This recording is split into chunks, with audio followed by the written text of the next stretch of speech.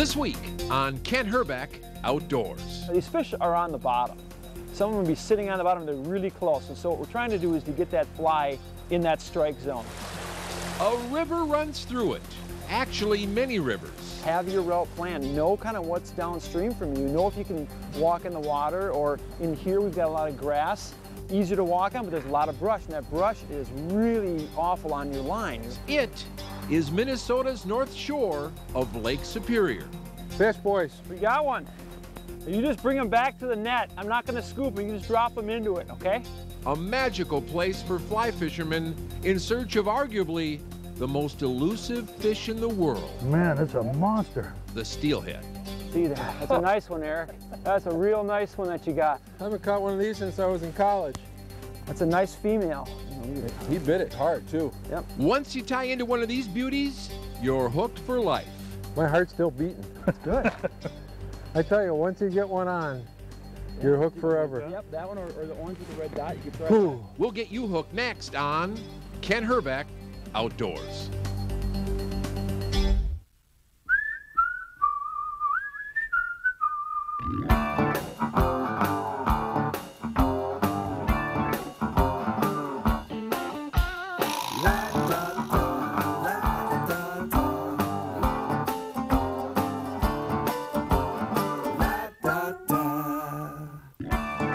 And now here's Kent Herbeck and Eric Gislason. Hi, and welcome to another edition of KHO TV. You know what, Gissy? Our flow for the show today is river fishing. Our flow. I'm flowing with you here on this. It's a celebration of rivers on today's KHO, folks, and really concentrating on the great and Herbie oftentimes overlooked awesome angling opportunities our rivers and streams provide to us on almost a daily basis. Folks, if there is a celebrity guest on our show today, it would have to be Old Man River himself.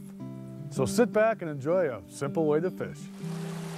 If I've said it once, I've said it a million times to people who have asked me the question, what are you going to do when you retire from professional baseball? The answer has always been, well, there are over 10,000 lakes in Minnesota, and my goal is to fish them all.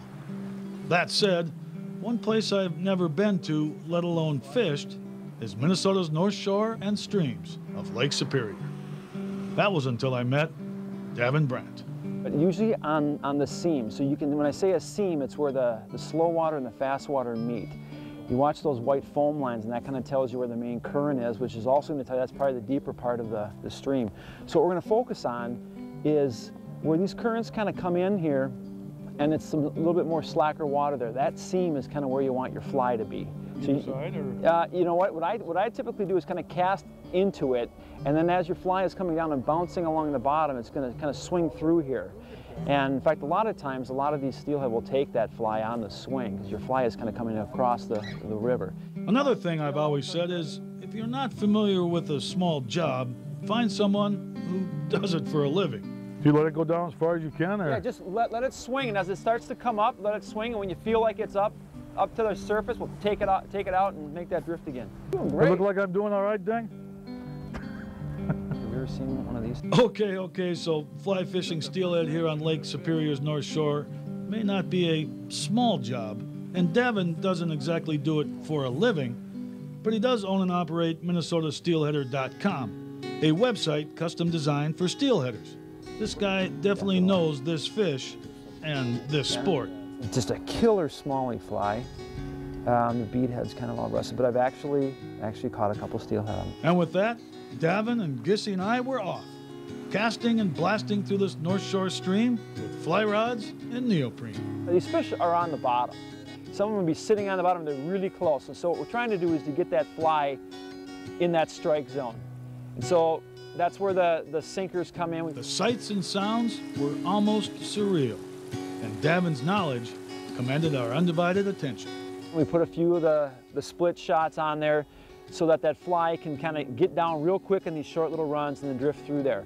So what it'll do is you make those drifts, you feel like you've made enough drifts to that area, then I take a step downstream and do it again. And so kind of what you're doing is you're kind of methodically covering this little run. As that fly swings and you take a step down, you're really kind of covering all the water. We covered water all right, but besides a small steelhead, my first ever by the way, this North Shore stream wasn't producing at this particular time. But this one was, and the river was the gooseberry.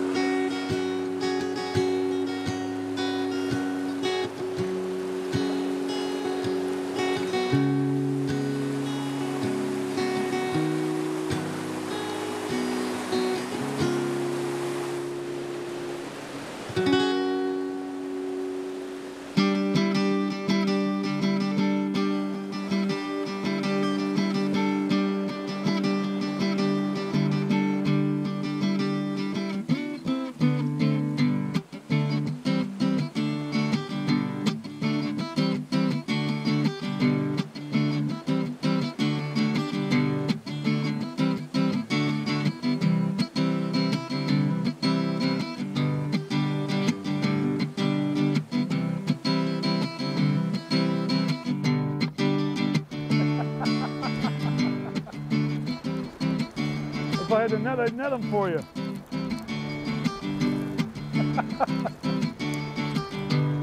Wow, that's a nice fish.